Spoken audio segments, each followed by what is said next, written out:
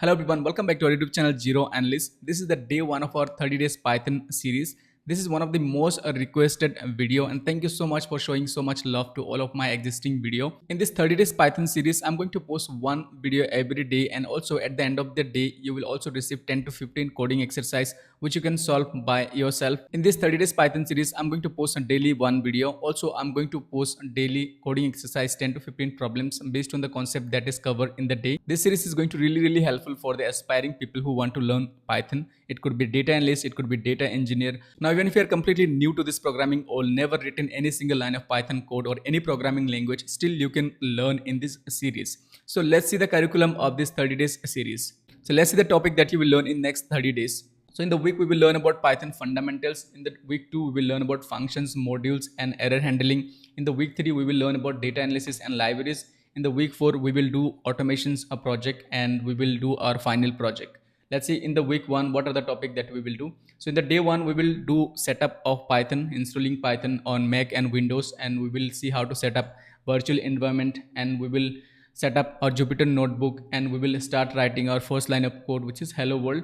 Then we will see input and output functions, how to print statement in Python. We will learn about variables in Python, how to create variables, what are the importance and what are the rules that a variable follows. And then we talk about the basic data types and the basic arithmetic operations and the string formatting functions. So this is going to be the day 1 task. So day 2, we will again talk about the variables, more advanced topic. We will talk about data types, we will talk about data operations, and we will talk about variable and assignments. Again, we will talk about data types like int, float, string, boolean, and other data types as well. We will talk about more arithmetic operations and comparisons and logical operators in the day 2. And let's see in the day 3. So in the day 3, we will talk about more about string functions and string manipulations of functions. We will talk about escape characters, f string, common string method, and some more advanced operation that we can perform using string operations. Now in the day 4, we will talk about list, tuples, and set. We will talk about how to create list and how to index, how to slice list, and what are the operations we can perform in list, tuples, and sets. In the day 5, we will talk about dictionary in Python, and we will talk about how to create dictionary, how to get values from a dictionary, and we will talk about nested dictionary as well. Now in the day 6, we will talk about conditional statement, if-else statement, and nested if-else statement. So these are the topic that we will talk about in the day 6. In the day 7, let's see. In the day 7, we will talk about loops. So we will cover for loop and while loop.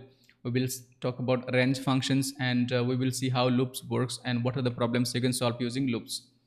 So let's see week 2 task. So in week 2, we will focus on functions, modules, and error handling. So these are the topic that we will talk about. We will see user defined functions, we will see lambda functions, we will see file handling, error handling, and modules and package handling as well. We will talk about also datetime functions in Python. So in the week 3, we will start with NumPy and pandas. So we will talk about NumPy and we will talk about pandas. We will talk about advanced data cleaning with pandas, and we will talk about advanced panda functions like grouping, aggregating.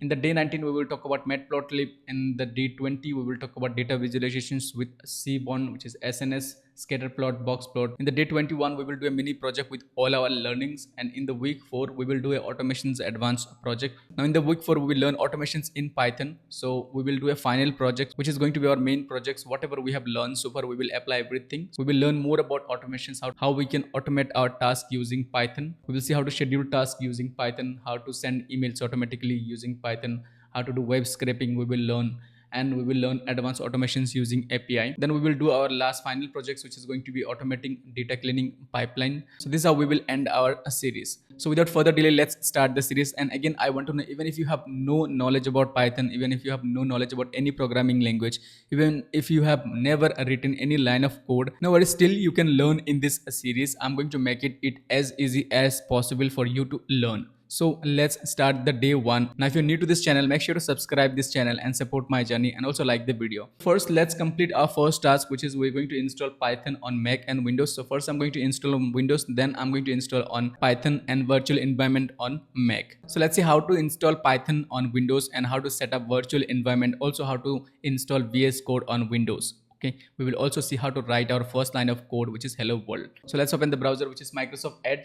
So we will go to Python official website, which is called python.org. So just type python.org.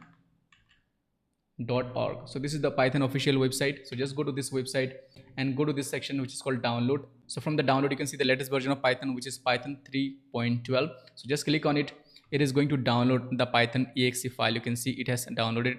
Just click on this folder icon, and this is the file. You can see it has downloaded. So let's just minimize everything. It's a very small file, 25 MB, so it will just take few seconds for you to get it downloaded. Now just right click on it and click on install, and just click on open. So that's going to start installing. So let's wait. You may get some error like this. Just click on install anyway. And now here is the important things. So you will be getting two options, which is called use admin privilege while installing. Yes, we want. And the second one is very important. Make sure to select this one, which is called add Python exe to the path, because if you do not add this path, you will have a lot of issues while accessing Python from the terminal, which is from the command line. So make sure to select this, and otherwise you need to edit manually. So once you select these two options, just click this option, which is called install now. So let's go to install now, and we will say yes, we want to install. So this will take just few maybe seconds or maybe few minutes. So I will just get back once it is completely done. Now I can see my installation was done successfully. If you get any issues, so just try to restart, delete the file, re-download the file, and make sure that you do not have Python already. Okay, I'll just say close, and my Python is done. It has installed. Next I will just go to terminal to verify it. Okay, so just type this is, which is called command prompt. Okay, you can just type cmd and you will be getting command prompt. Okay, just launch it, and here you can type simple something called where Python. Okay, where, I will just make it bigger. Oops. So just type where Python. Okay, where space Python. So if in case the Python has installed, you will get the Python. Okay, now you can see we are getting the Python path where it has installed. Now this is only working because we have added the path while installing it. If you have not added the path, then you need to go through some additional steps to add the path. So let's see how we can add the path if you have forgot to select that. Okay, so for that you just need to go to this PC.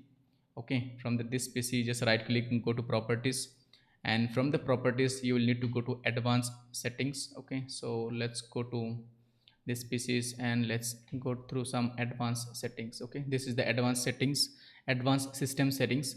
So from the advanced system settings you will have something called environment variables. Okay, which is inside this advanced settings, environment variables. Okay, now once you click that, make sure that your path is here. If you do not see the path, so you can add the path. You can see your path is here. If you do not see the path, you can just click on new and just give the variable name something like this path, and the value is going to be where you have the path, where you have the Python installed. Okay, you can see for me it is here where the Python is installed. Okay, once it is done, just click on save.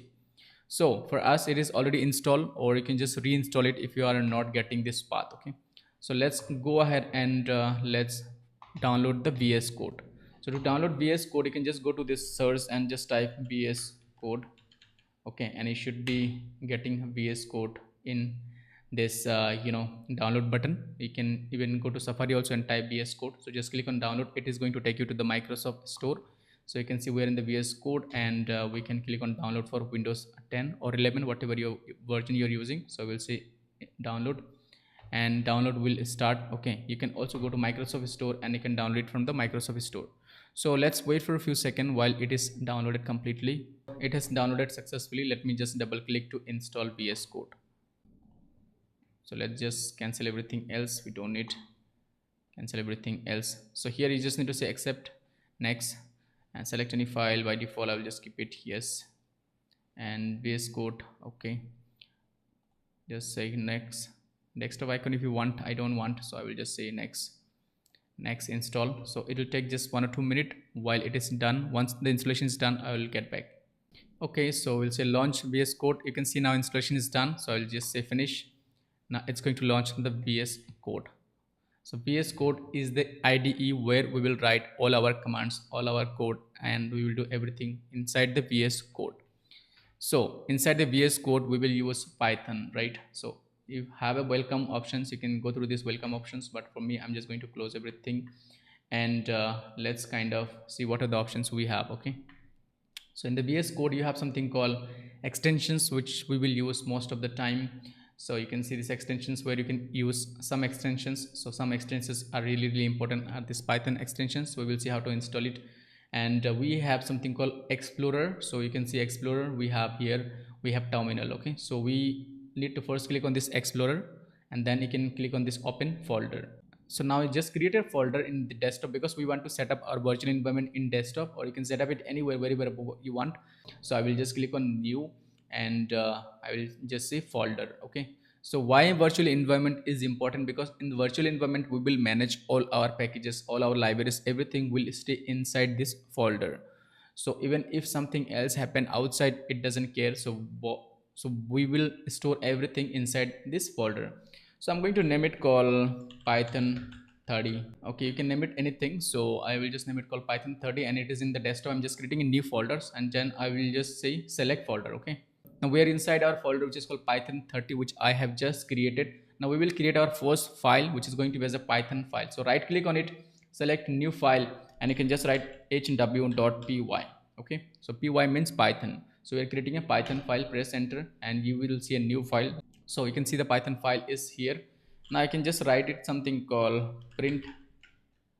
Okay, and inside this parenthesis, inside this double quotes, just write hello world. Okay, hello world. Okay, so this is our first line of code. Now you can just go ahead and say next line, and here you can say run in python terminal. Okay, so run python file in terminal. So if you just click on it, you see hello world, right? So by default you can see this is showing this python as an interpreter.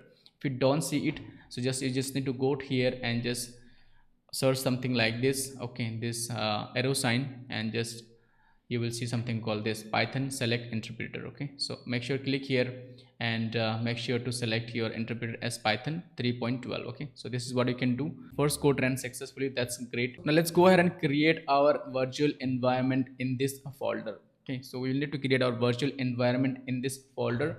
So to create a virtual environment in this folder, we just need to write a simple line of code, which is going to be simple. That's going to be python -m venv, and you can give any name, whatever the name you want to give for the virtual environment. Let's say I want to name it called my venv.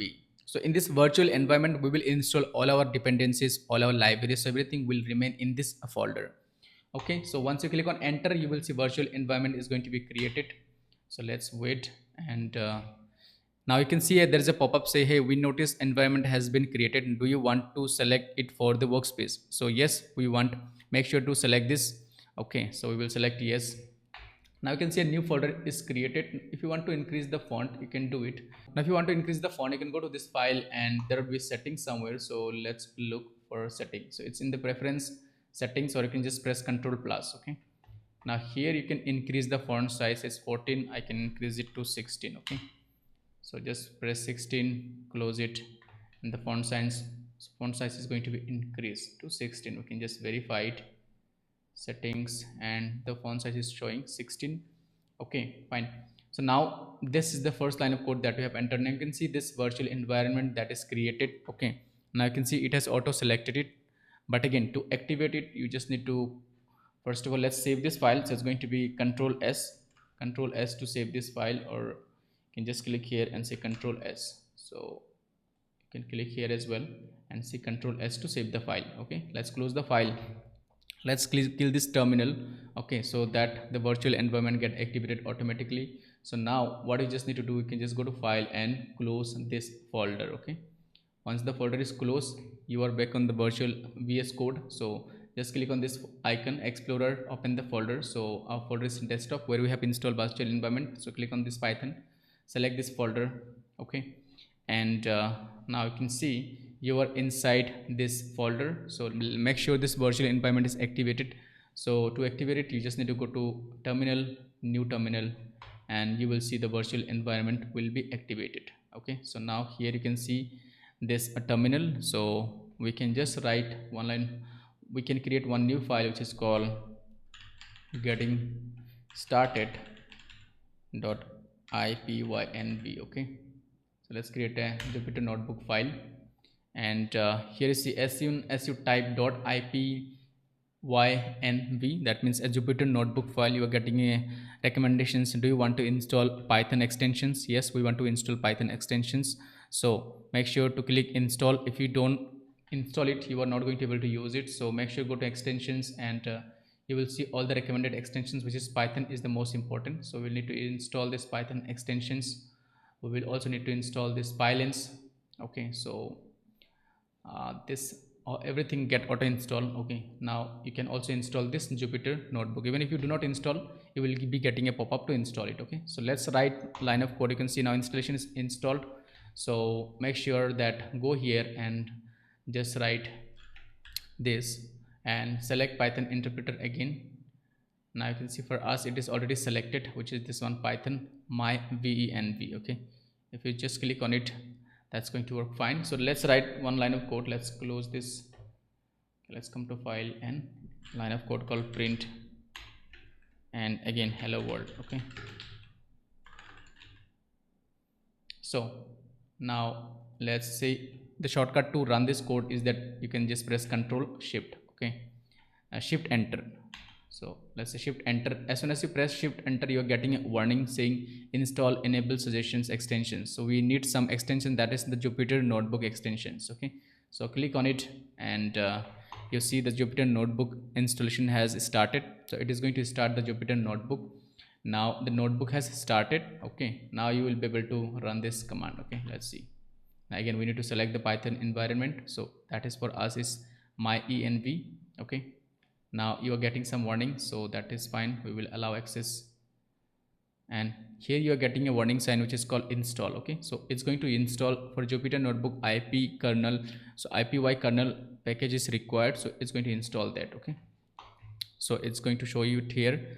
So it'll take just few seconds, then it is going to install this Jupyter notebook IPY kernel. Okay, so IPY kernel and the Jupyter notebook and the Python extension, these are the three extensions that you will need. Okay, I will use one more extensions for this icon, so I'm going to show that. So let's wait for 1 or 2 minutes. I'll get back once this installation is done completely. All right, so you can see my installation is done and this code runs successfully. Hello Python, we can just write hello Python, and you can see hello Python. So that means now my code executed successfully, and you can see here my virtual environment that I have created. Okay, so it is using this virtual environment. Now 1 or 2 more extension that I use, so I will recommend. So go to extensions and go to here and type icon. Okay, so for icon there is a theme called which is called materialized, this one, material icon theme. So this is very useful. I usually recommend this one. You can just install this one, and okay, so you can just say materials icon theme. So you can select. Now as soon as you install this materials icon theme, you can see this icon has highlighted, right? It has changed. So now you will really get beautiful icon. If you install if you add an Excel file, you will get Excel icon. If you add Python file, you will get Python icon. For Jupyter notebook file, you will get this Jupyter notebook logo icon. All right, that is it. So you have seen how to install Python on Windows and how to set up virtual environment. If you want to verify it, to tell the package, so you can say pip list. So this is going to show you all the packages that you have in this virtual environment. So let's see now the package that it has, which is these are the package at the moment. You can see, so all these packages are there in this environment. Now you can use pandas, numpy, matplot, seaborn, whatever you need the package. Okay, you can see we have IP kernel, we have ipython. Okay, and we have Jupyter client. These are the package that has installed automatically after installing the extensions. All right, that is it. Now let's see how to install and set up Python on Mac, then we will continue. Okay, now I'm going to show you how you can install Python on Mac. So just go to a website called python.org. So this is the website, and once you're on this website, just go to download, and from the download, if you just hover over the download, you will see the Python latest version, which is 3.12. so just click on this. It's going to start downloading it. You can see it is downloading now. So let's first click here. It's downloaded. Now let's go to file and double click to install it. So once you double click on it, click on continue. Let me just close everything else. So continue and agree, install. Just need to give your machine password. So I will enter my machine password. It will just take a few seconds. You can see now Python has installed successfully on my machine. So I will just click on close. Okay, and I will just delete the file. Now we can verify it. You can just go to terminal. So just type terminal, and in terminal you can simply type which Python 3. Okay, now you can see that our Python has installed in these locations, which is library frameworks Python, and this is the path you can see, right? So in this path Python has installed.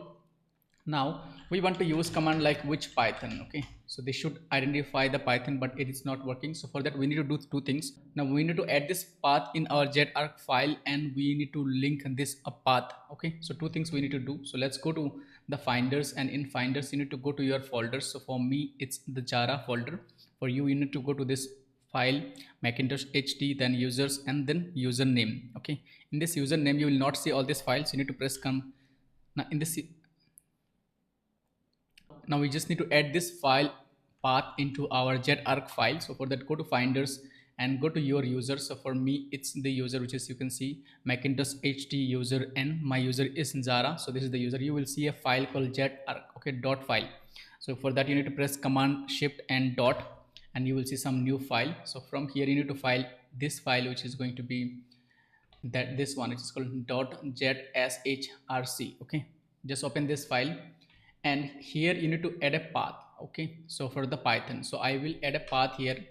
I would simply say export, and I need to say path, then I need to say equals, and I need to enter the path inside this double quotes. Okay, now after I add the path, I just need to say, then I just need to add a colon, and after adding the colon I just need to say here that again path, but with the dollar sign. I need to add a dollar sign.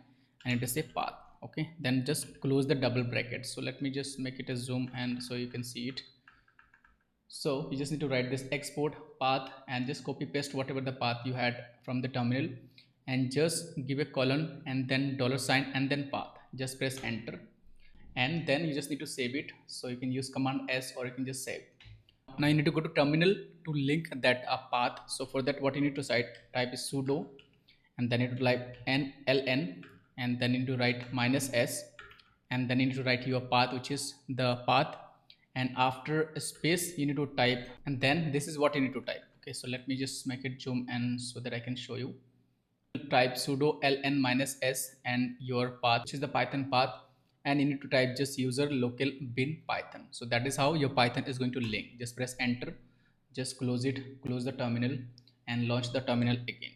Okay, now once they launch the terminal again, you can just say clear to clear everything, and here we can just type Python.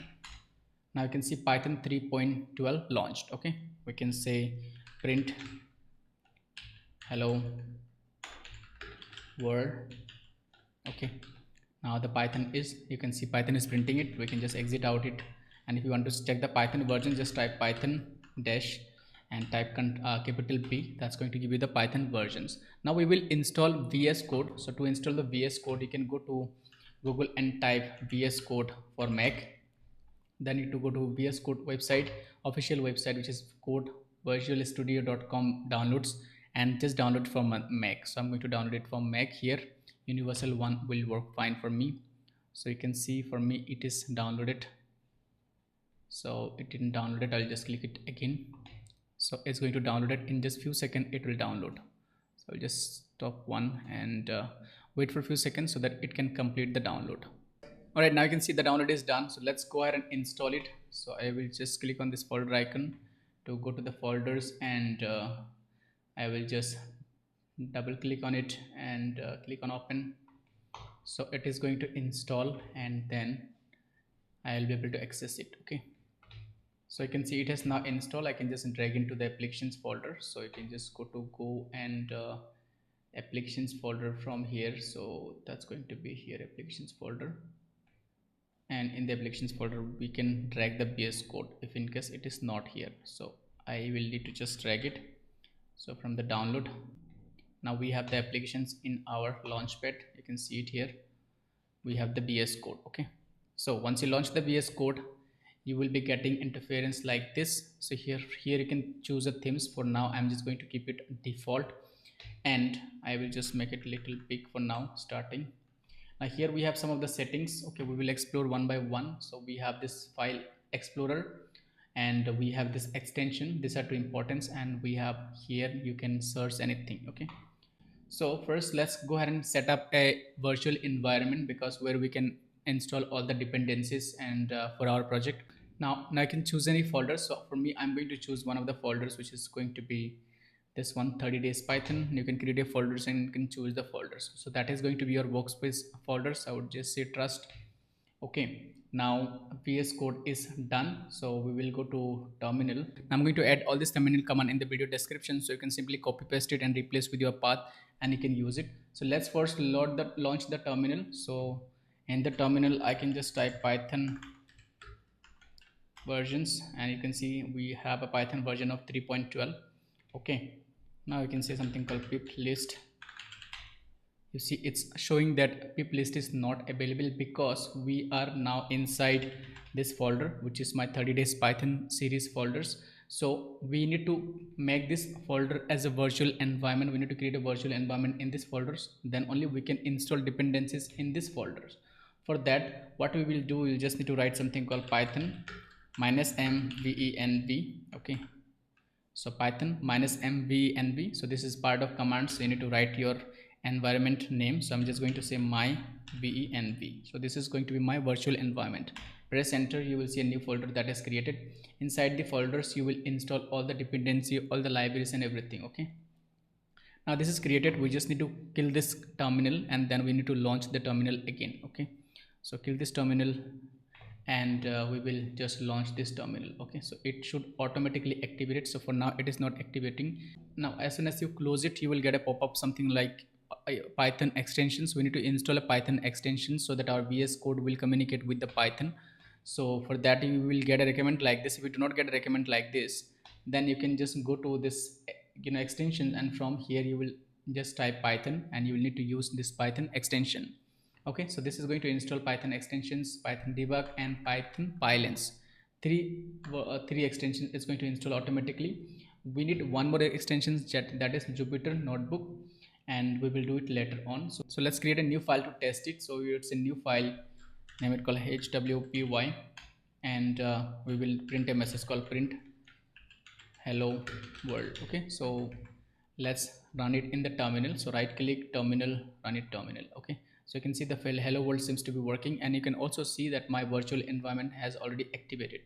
So if you see that this doesn't get activated, what you just need to do, you should see your Python and the environment. If you don't see it, just press command P, and here you just need to type something called this arrow and just like type select Python interpreter. We need to just type Python select interpreter. okay, you just need to type this. You just select interpreter. So from here you will see all the virtual environment and you just need to select the right one. okay, so that is it. Now next we will go ahead and kind of, I'll just clear it now.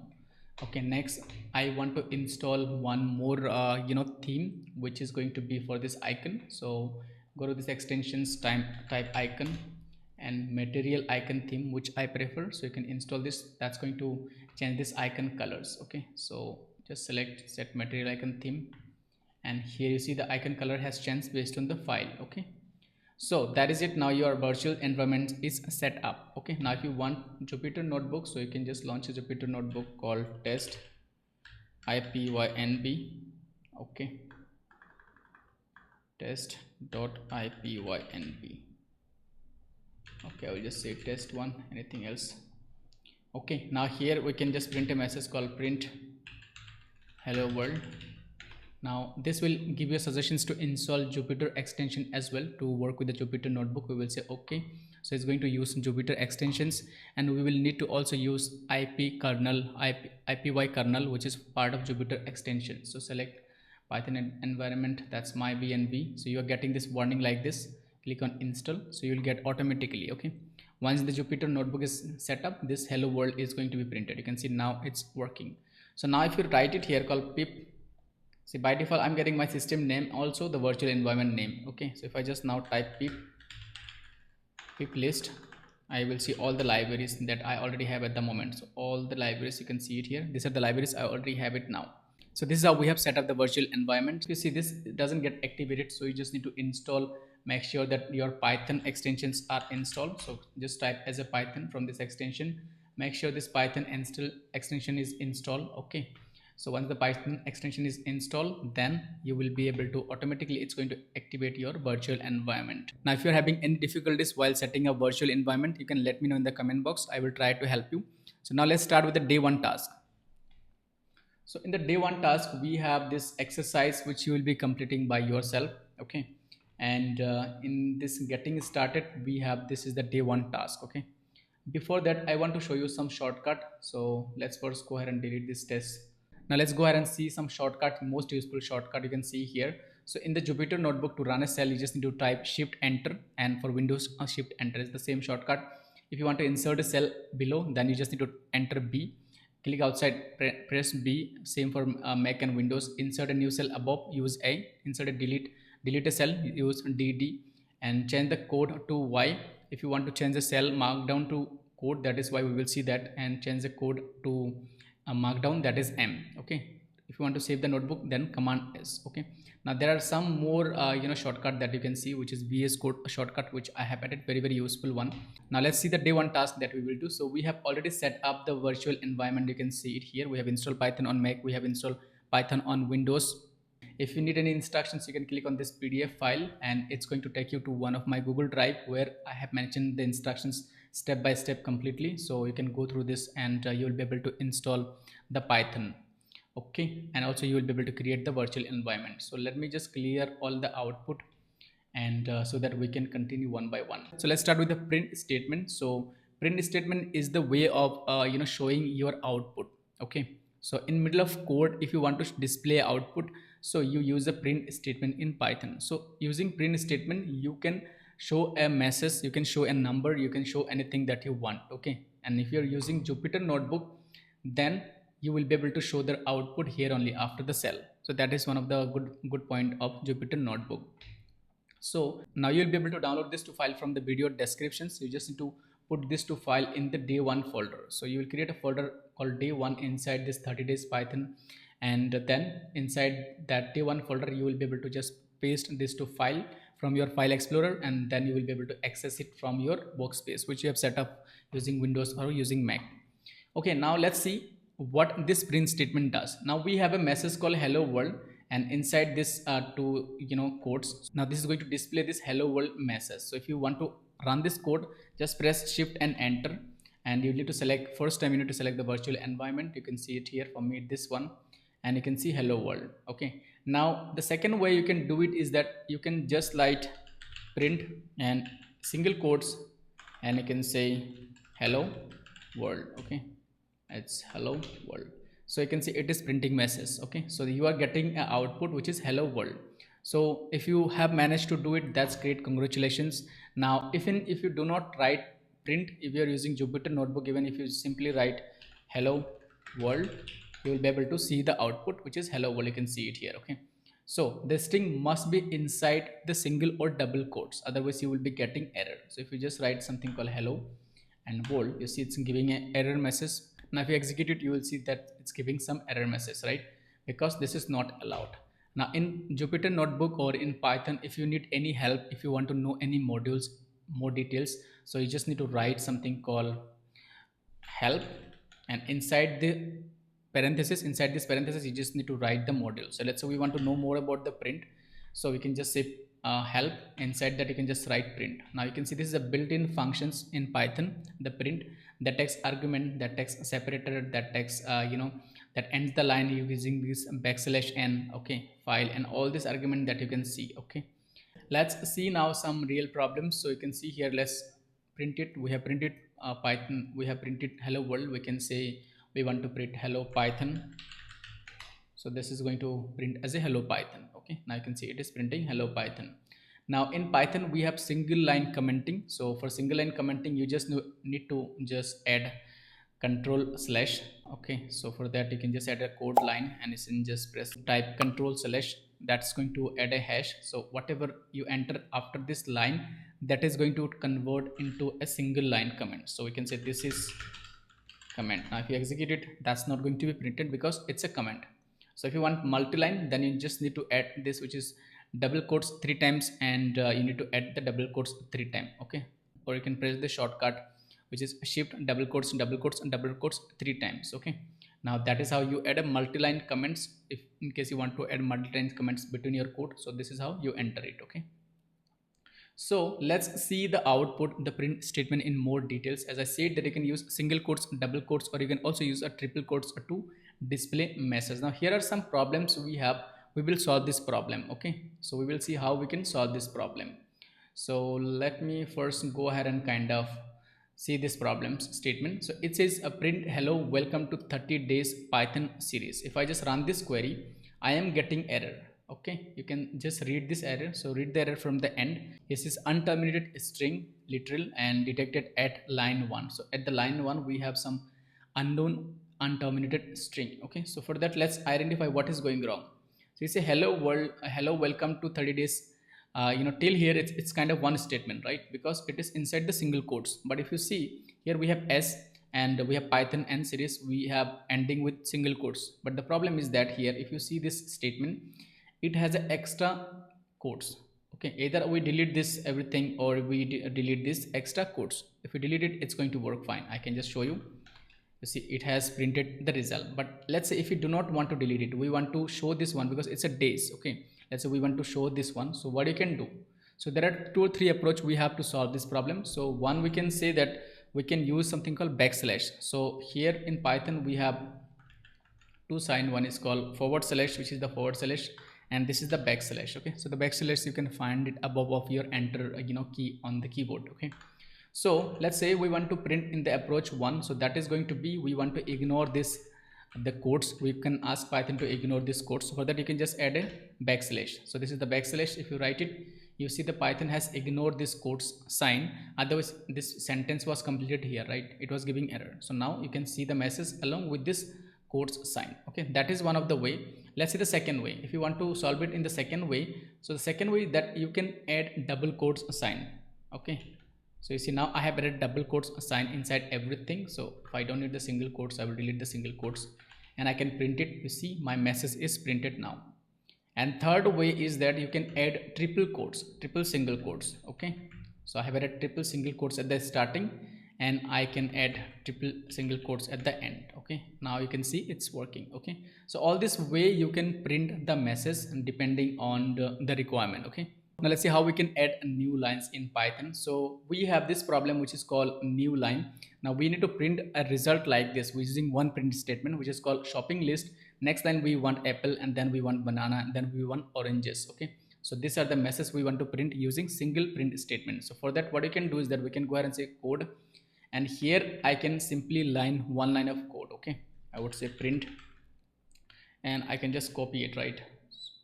So I can just copy from here to here and I can put it. Okay, but if I just print it, I'm getting error. Why? Because I'm printing this in a new line, I'm printing this in a new line, I'm printing this in a new line, right?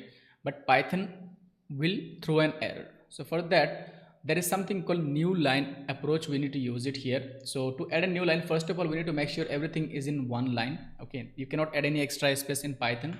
So we will just add all the statement in the one line. Okay, now if I print it, it get printed but it doesn't add the things in the new line. So we want this shopping list in the one line, then apples, bananas and oranges in the different line. So for that what you can do is that you can add backslash n. Okay, if you add a backslash n, that is going to add this from here, it's going to add this apples in the next line. Okay, now here also you want banana to be added in the next line. So we want backslash n here because this dash we want to print, and we want backslash here, we want backslash here. Okay, now if you just print it, you see we have the shopping list and apples, banana, oranges. Okay, if you want one more example I can show you. Let's say I can say that print. Okay, we can say print and we can say today is Monday. Okay, let's say Monday I want to print in the first line. Okay, and print, it's a small letter. The print always has to be a small letter. Monday is the first line, and then I want in the second line the weather is like 34. Okay, something like this. Okay, so I would say backslash n, that means I'm adding a new line, and here I can say weather equals 34. Okay, or 35. Now if I just enter it, you see weather is 35. Now thing is that if I just add one space, this space is also counted. In the next then I will have one space. I will show you. See here it has added a one space, so we do not want that. We will just go ahead and execute it. Okay, now you can see today is Monday, weather is 35. Okay, this is added. So this is part of single simple print statement that you have seen here.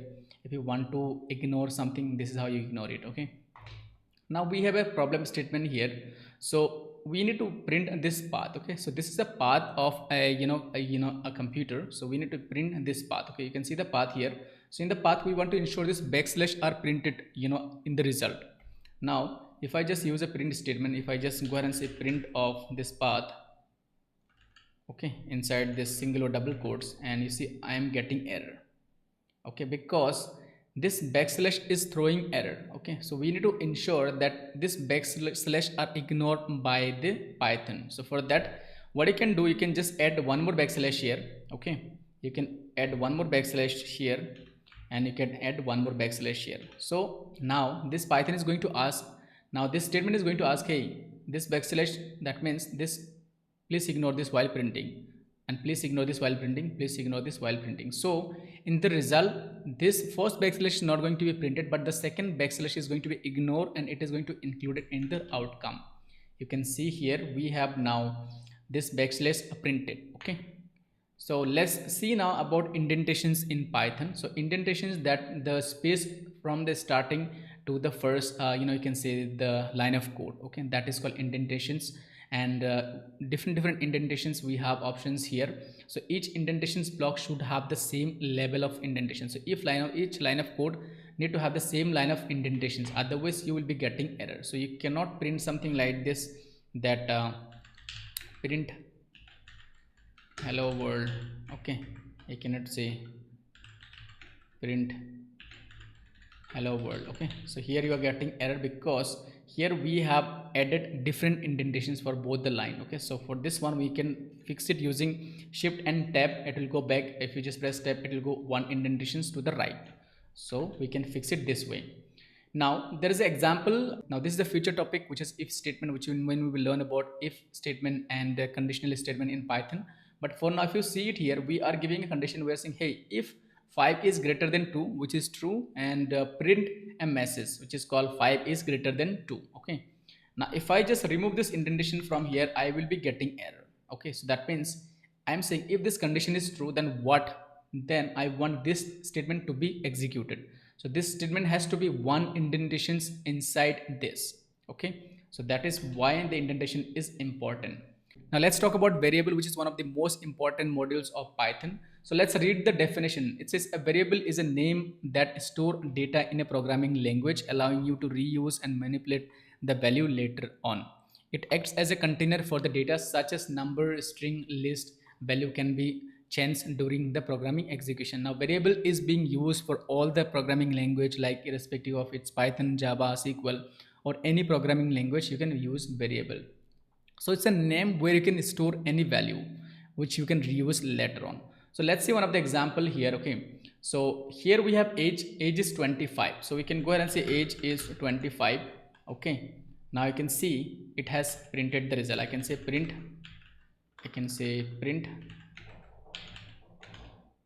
age. Now let's see one more example. Okay, I'm just going to say name, and name is going to be maybe Zara. Okay, now I can say run. To run it, shift and enter, you need to use it.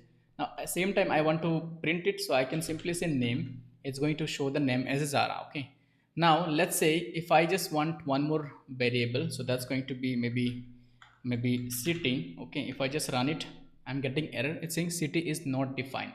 Even if you print it, you can say print quotes, not quotes, print city. Okay, you see saying city is not defined because why? Because city name is not part of Python modules, and it's also not defined yet. So you need to first define it, right? So I can now go ahead and say here city equals Delhi. Okay, I can store Delhi inside the city. So now this Delhi is a text which I'm storing inside this city.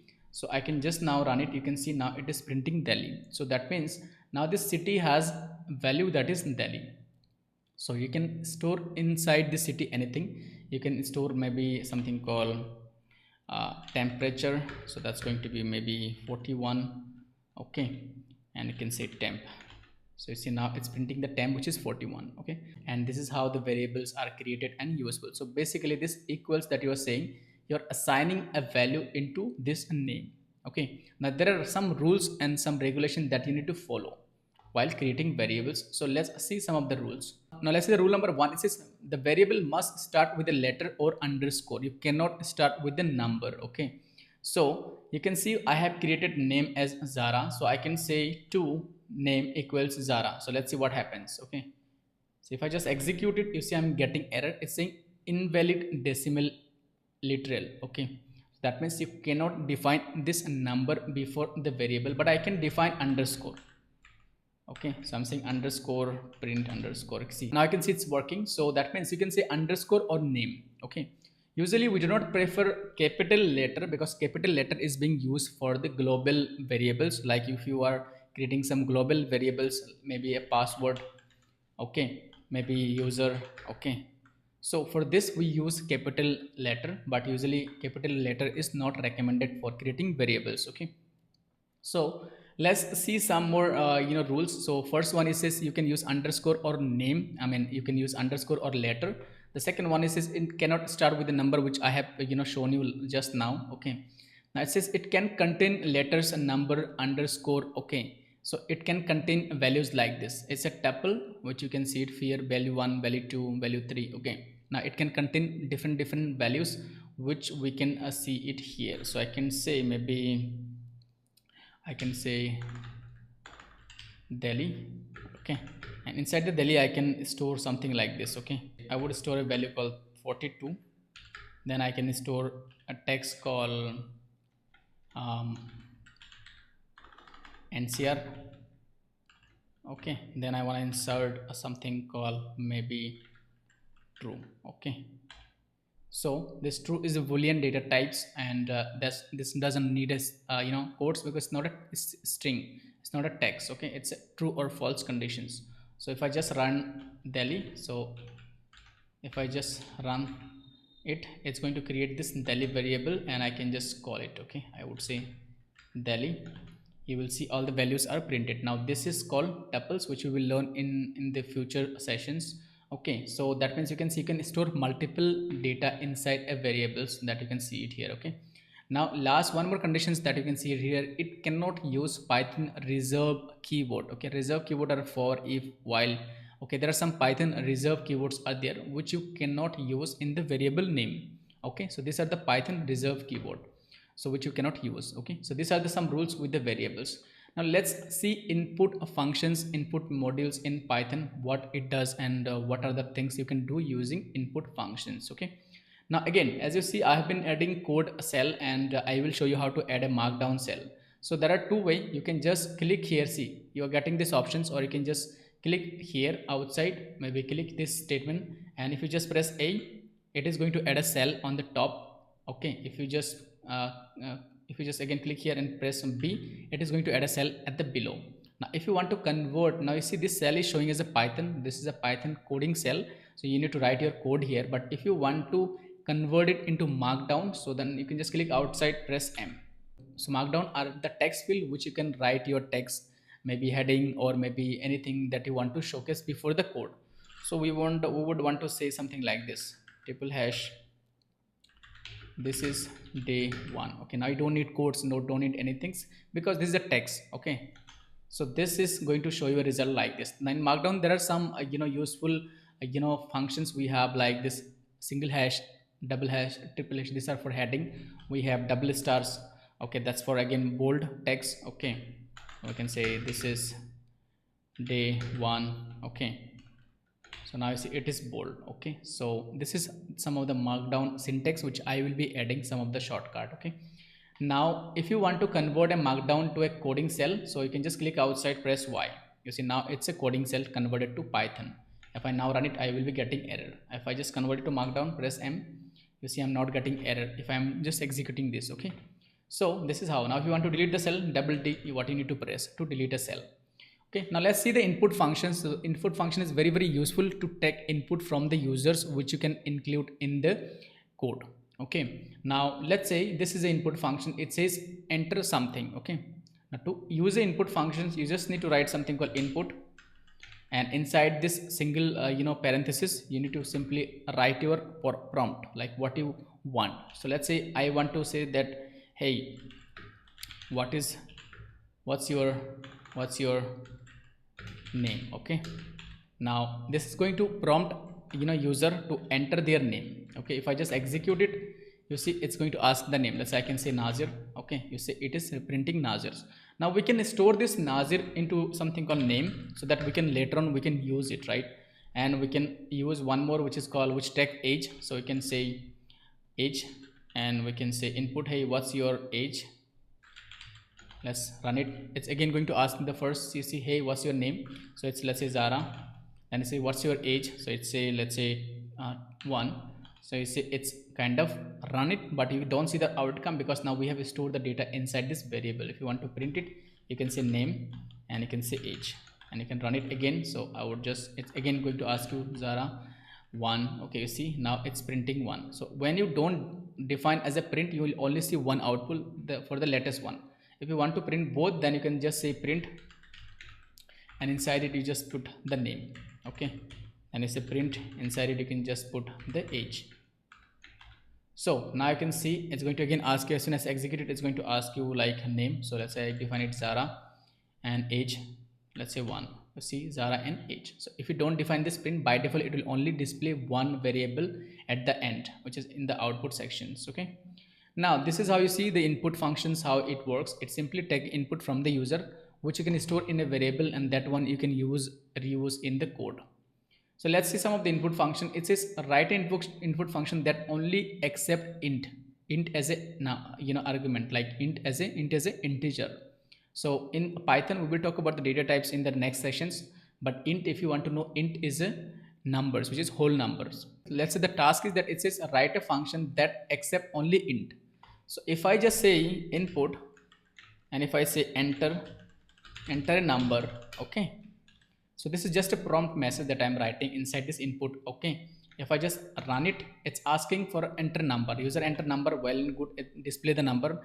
If user enter a text, say I'm entering some text, it displaying the text, but we want to ensure it only takes the number, not the text. So for that, what you just need to do, outside this input functions, you can just write something called int, and this is called typecasting. Okay, now inside it you can just put this message, which is called input and your prompt.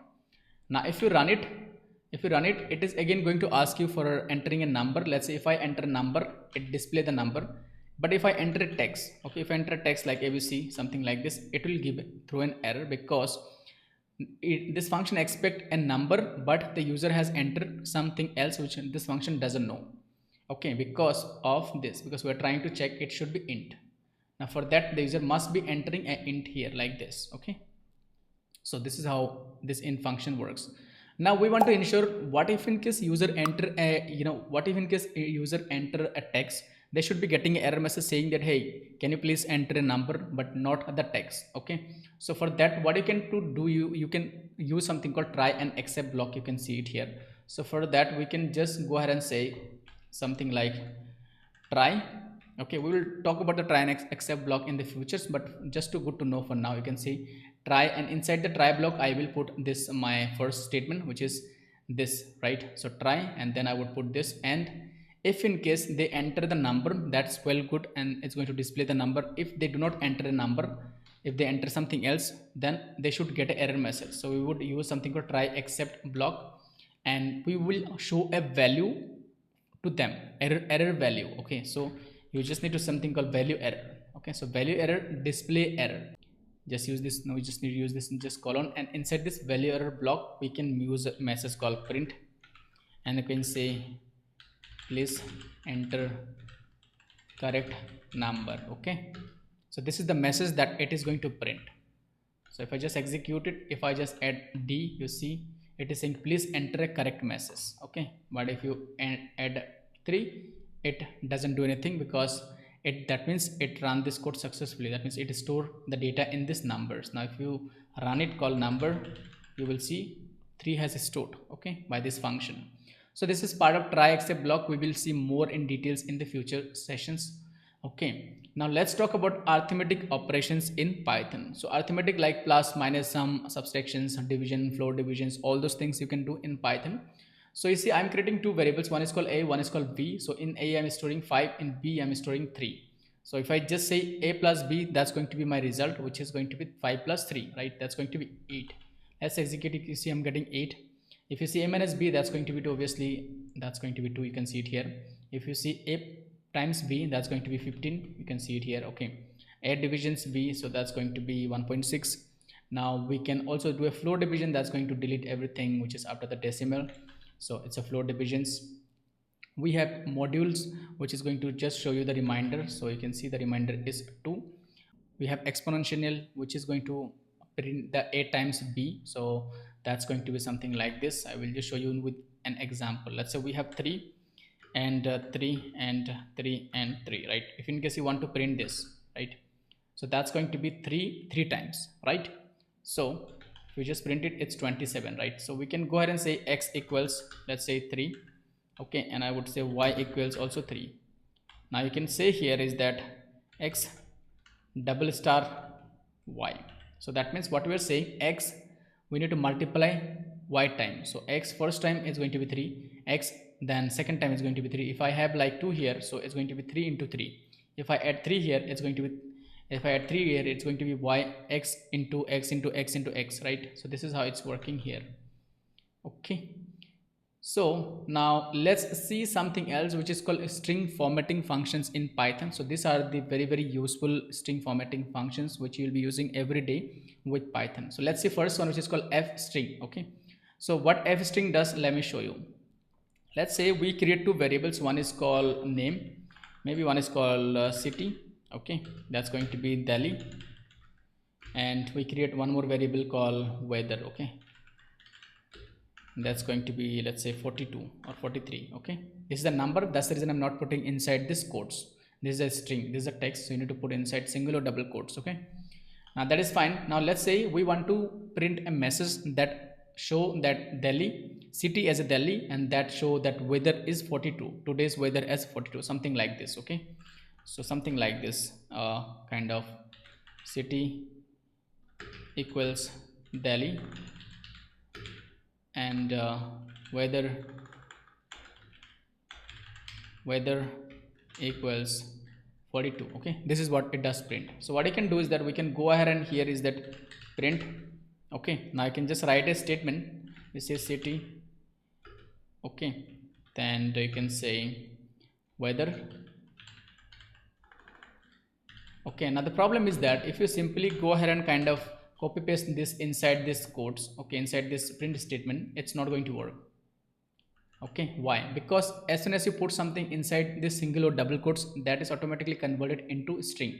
So what you will be getting at the end is that city equals small city, weather equals weather. Now let's see how we can solve this. Okay, to solve it, what you can do, you just need to type something called f outside of this double quotes, and then you see this f is like in this color. Okay, that's show that this is a f string. Now what you can do, you can put this city inside this curly brackets, and weather inside this curly brackets. Now what we are saying is this print statement that hey, this city that you see, this is not a normal text, it's a variable. You see, that's the reason it is highlighted. This weather is also a variable. Now instead of just printing this text, it's going to get the value for this variable, and it is going to show that variable's value. If I just execute it, it's a city Delhi weather 42. Okay, so this is what we have here.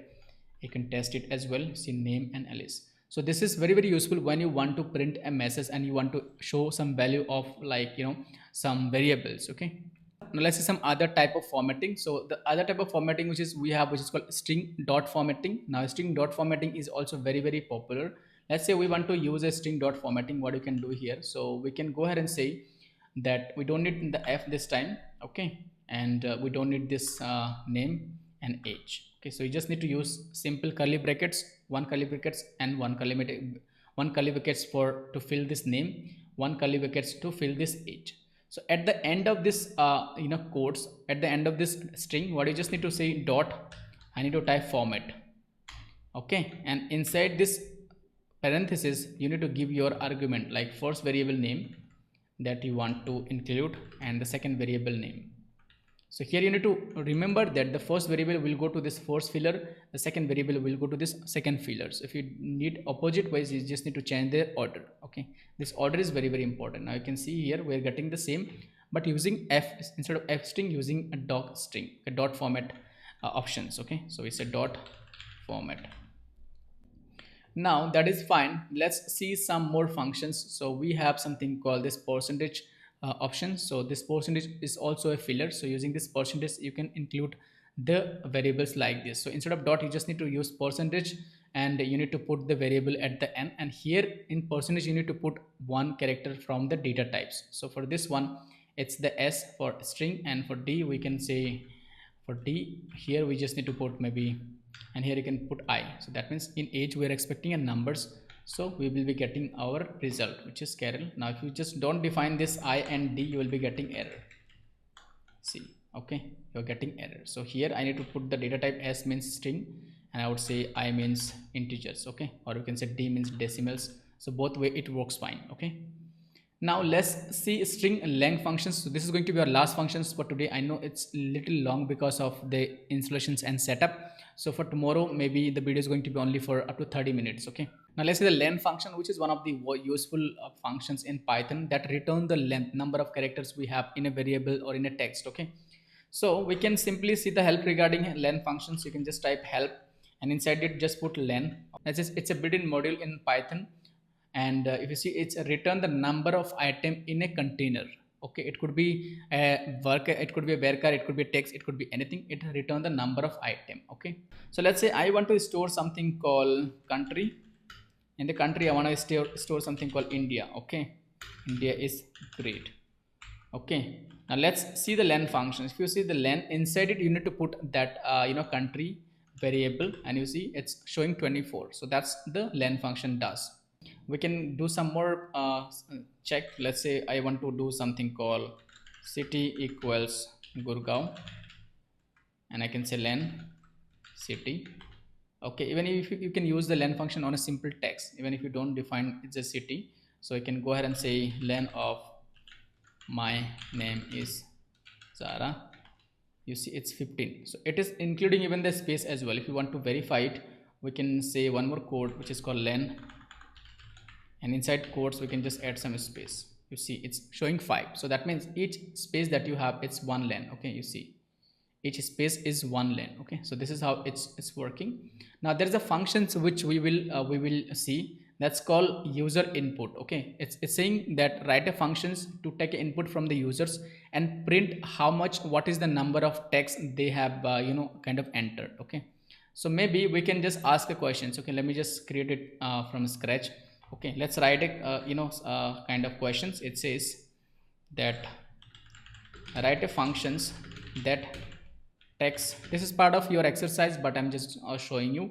So write a function that takes input email ID from users and print the length of the input. Okay, or length of the email. Okay, so this is what we want. So for that, this is just, you can say, single line comments.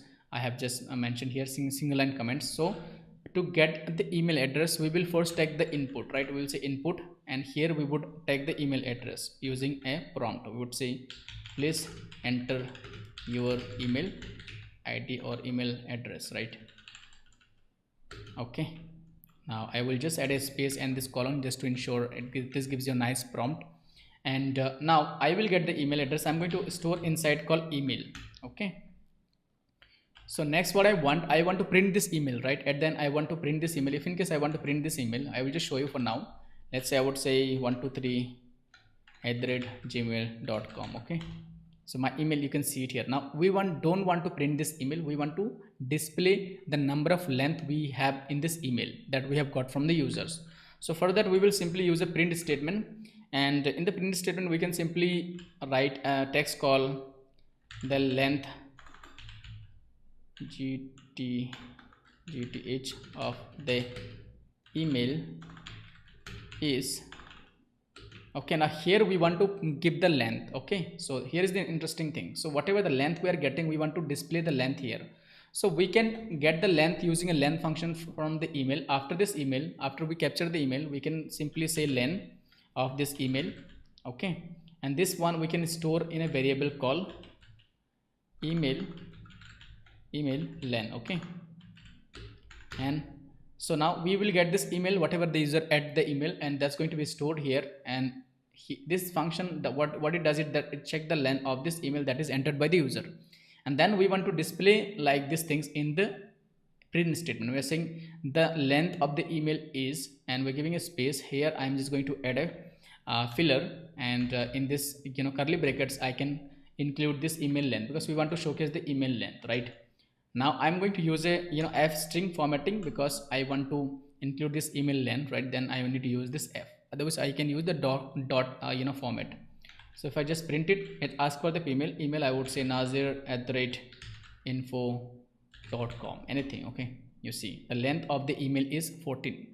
Now we can also include the email address here as well also. So we can say the length of the email is this and the email is this. Now we want to show the email as well, so for that I would need one more this curly brackets, and here I can display the email. Okay, so I would just enter 1 2 3 maybe nazir @0 analyst.com. okay, that's my email. So you can see now here it's showing the email length is 21, and it's also showing the email. Okay, so simple, what we have used the f string formatting here to include two variables in this print statement, and we have added this f. So this is how we have solved all the problem for today, and thank you so much for watching the video till the end. If you really like this content, do like the video, do share your thought in the comment box, and any suggestions, anything you want to share. And I'm going to also include all the exercise questions which you can solve, and write your solutions in the comment box and help each others. If you get any doubt with anything, write in the comment box. So these are the exercise problems. So let's see the exercise problems that you will be solving. So the first problem, you will be fixing this error in the code, and you will write the correct code to print this message. Okay, so four problems you have. Then you have this problem which is print your name. So using print statement you will print your name. Then you have some basics problem, basics input functions, and some arithmetic operations. You can see here concatenations of string functions, so you can see it here. And we have string length functions, escape character functions. Okay, so all this very easy and very simple. We want to keep the day one very simple, so you can see all the functions here which you can kind of solve it. And maybe in the comment you can let me know, maybe done, or if you are having any challenge with any of the questions, you can let me know. Now one more functions I forgot to include here, so let's. All right, so these are the exercise you can complete and let me know. That's it. Thank you so much for watching the video. Have a good day. Take care. Bye bye.